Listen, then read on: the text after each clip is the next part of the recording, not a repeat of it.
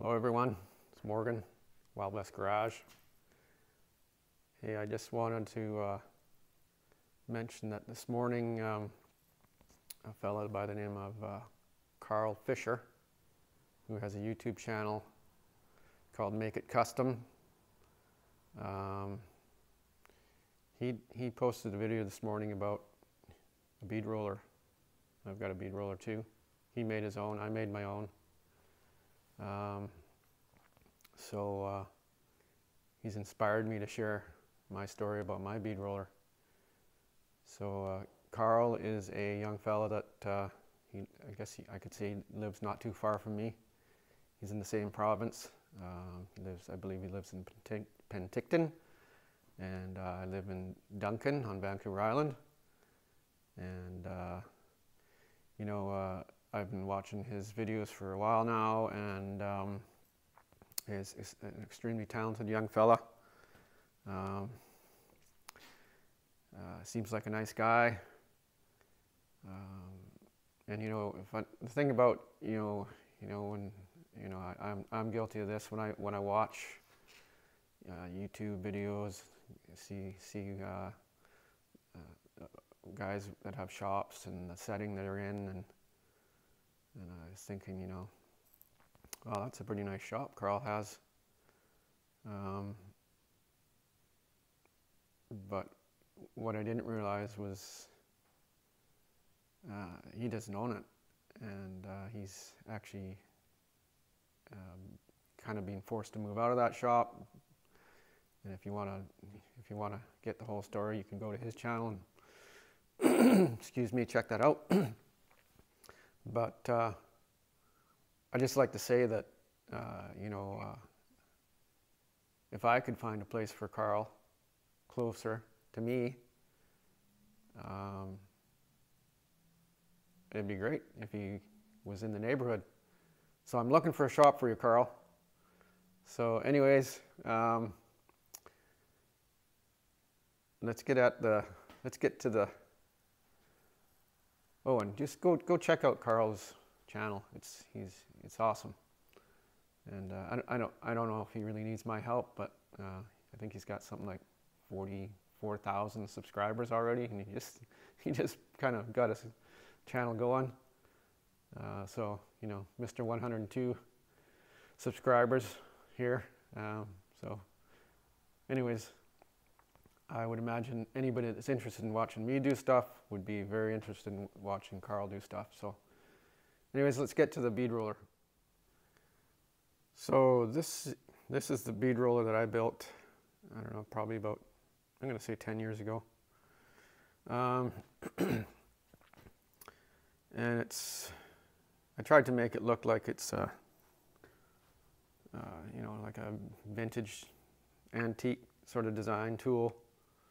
I'm a bit of a form over function guy. I like all my stuff to look nice. So that's what we got here. I think it looks awesome. But anyways, that's just my opinion. And so I've incorporated a few features into this that I've seen on other bead rollers. And so I guess I'll just start with the frame a bit. As you can see, it's a flowing shape. And this was just some plate that I had, 1/4 inch plate. And I don't really know why at the time. I just thought I should. Actually, it's not 1/4 inch plate. That's doubled over there. See, I've got a doubler on the end here. So it's just that. I think it's 3/16. Yeah, it's 3/16 plate. So, and I don't know, I can't remember why I thought I needed to bolt it together, but anyways, it's bolted together. So this side plate is just by itself. It's separate. But on this side, this side plate is welded to the band, and this is just 2-inch material. So Carl used 2-inch spacer blocks.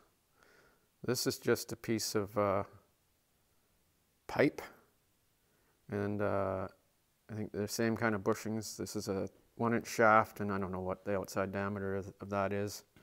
They're just bushings that, like Carl was saying. Also, they're off-the-shelf bushings. I think I had to make a slice in this pipe and squish it together to make it fit the bushings tightly. This is also, yeah, that's the same chunk of pipe there. This pipe is welded to this side plate. And then I got a very similar way of winding this up and down as Carl's, only I've got a slot in the front of it. I don't know if you can see that, so I can actually take this piece off of the bolt. I kind of like Carl's handle. He's got a piece of flat bar on here with a big chrome ball. So I think I'm going to make that modification to mine, or similar. Put a crank on it, because it's kind of a pain in the butt when you're trying to make an adjustment and you got to use a wrench to do it. So 1-inch shafting. I think it's turned down to this size, whatever that is, 3/4. Turn down to 3/4, or maybe it's 7/8. Let's measure it. I'll just measure it with a tape.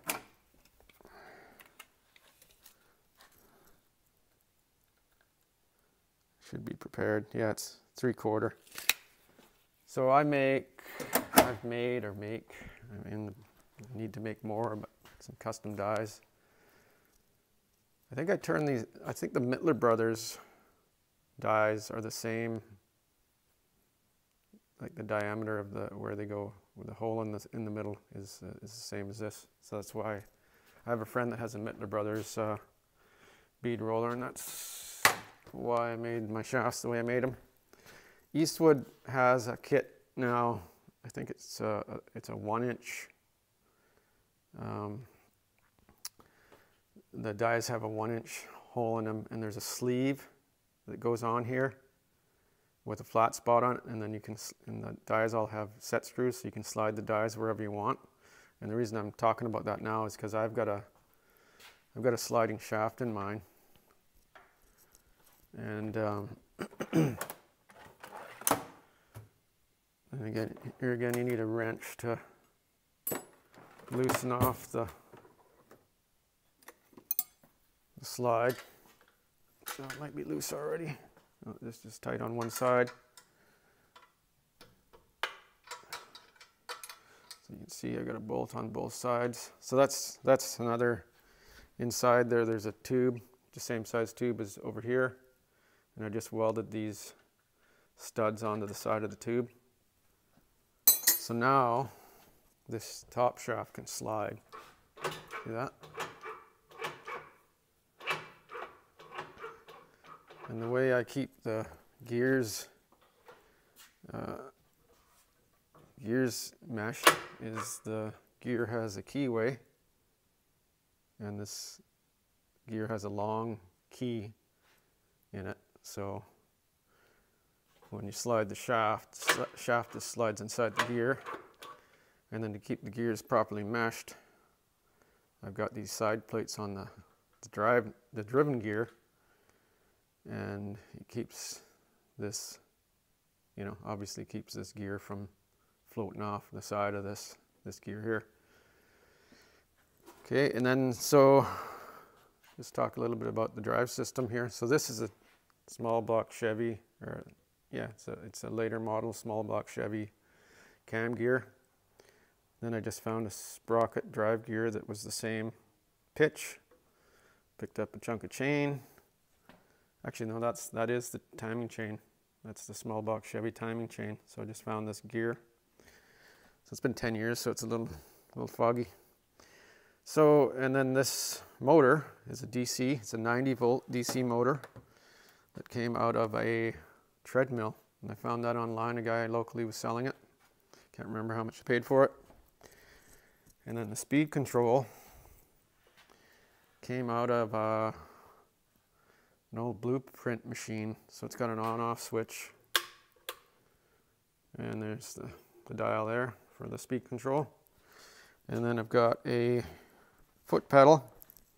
I bought this foot pedal from an old fella. So it's got an extension cord on it.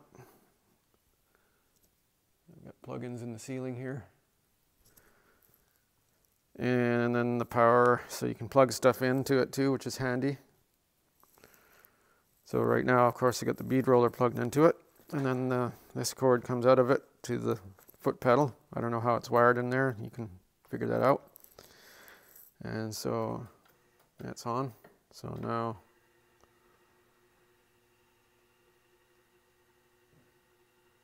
there you go. And then I've got a forward and reverse switch here. I'm thinking about moving this switch up to the top. There's somewhere closer to the front because it's kind of, sometimes it's hard to reach that.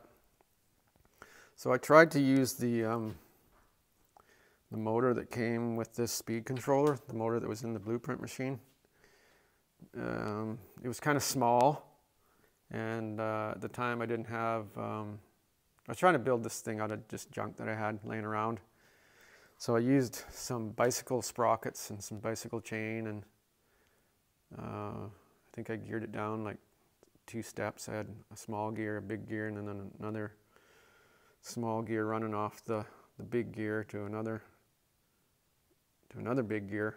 So I was stepping it, and it didn't, I think it ended up, the chain was jumping off, and it was just really Mickey Mouse and hokey. And then I found that other gear reduction motor, so that solved my problem.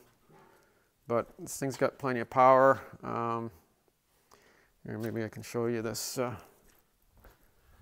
motor, the tag on it, so you can kind of see what you need if you need it. There you go.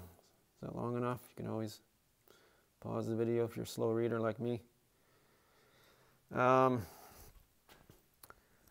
So what else?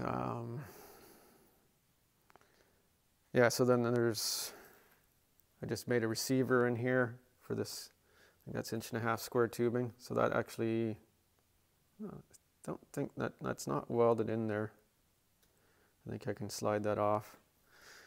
And then I just welded a chunk of round stock inside of it, and then this chunk of tubing I just welded onto this old metal sawhorse. It's just kind of a temporary thing for now until I build a proper stand for this thing. You know, temporary, permanent. There was something else I wanted to mention. Yeah, so what I wanted to say was when I built this, I didn't realize, well, I used this material. It's kind of thin. I would use 1/4" material if I was going to build another one, or even thicker. So what I ended up doing was inside here, and you can see these lines that I've got drawn on here. So I ended up adding, there's a piece of flat bar that runs along here, inside, like the same as this stuff. Actually, it's narrower because this thing's 2 inches overall on the outside, so I've got probably a piece of 1.5" flat bar in there. And then I've got like a kind of a truss. So wherever there is a line here, there's a piece of metal, and that's all welded into the back plate. So same down here. I've got another piece of steel running through here, and then I've got this trussed. So that added a lot of strength, because when you're pressing the dies together, the throat of this wants to come apart, it opens up. So it's really important to build this as strong as you can. So, well, within reason. I mean, I wouldn't want to use 1/2" material. I mean, 3/8 would probably be as big as you need to go. And then, of course, the deeper the throat, the beefier it has to be, like Carl was saying. So, anyways, there you go. one thing I noticed on Carl's machine is that this throat is fairly narrow. So it seems like it is anyways. I think maybe because he's using smaller dies. But I think the Mittler Brothers dies are 2.5 inch diameter, or 2 5/8 around there. They kind of vary depending on the steps or whatever. So around 2.5, 2 5/8 inch diameter dies, and so because of that, we get a lot more space between the shafts, and then I could have a bigger, a deeper, or not a deeper, but a wider throat. So if you have a piece that's got some shape in it, you can get it through here. So, and then of course you've probably seen these ones that have the gear drive or chain driven dies. So there's a chain driven system out here, and the shafts are really far apart, so they get this huge wide throat.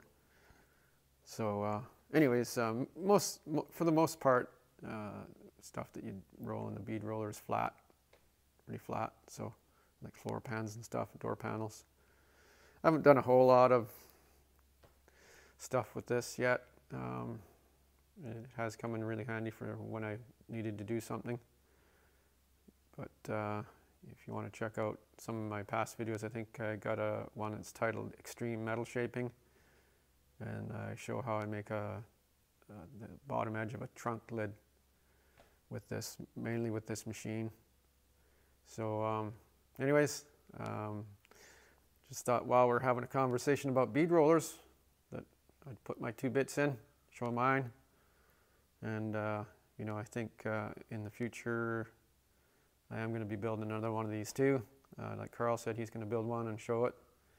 I might do that because I'd like to get a deeper throat, and if I do build that one, it's going to be a lot simpler. It won't be such a fancy shape to it. It'll just be basic straight lines. So anyways, that'll be it for now. Thanks for watching.